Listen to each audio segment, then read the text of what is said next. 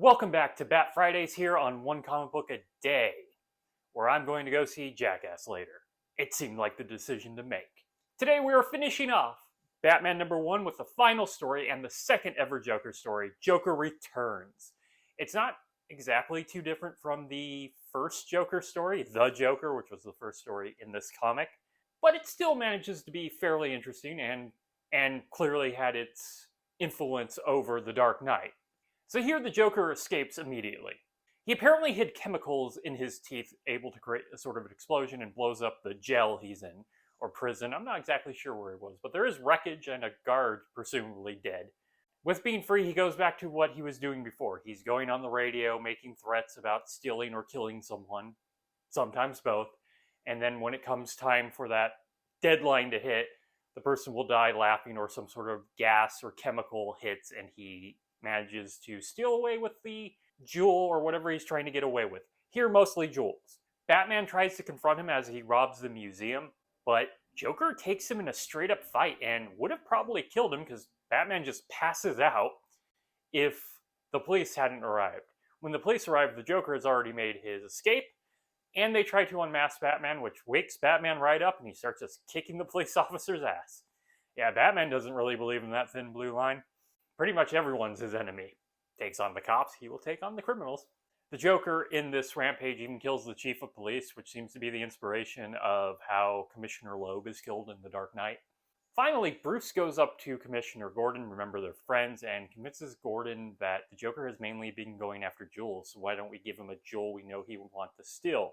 So it's a ruby that's worth like $100,000, and the Joker is immediately going to try to steal that. But when he comes to steal the ruby, the police are standing around him waiting for him, which leads to one of my favorite Golden Age moments where the Joker just pulls out 2 6-shooters, dives, and shoots every single cop. It is like the least Joker way for him to kill people, but it's wonderfully badass and sort of Western. Like, you don't expect the Joker to be a super competent gunslinger. Once he makes off with the jewel, Robin's on his tail. Robin's about to catch him when the Joker punches the Robin off a building.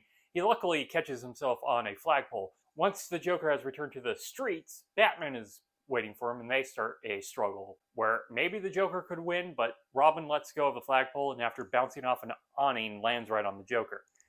You would think this comedic moment would end the fight, but no, the Joker pulls out a knife and has a few more panels of a fight with Batman, where Batman, while struggling with him, the knife gets turned on the Joker, and the Joker accidentally stabs himself.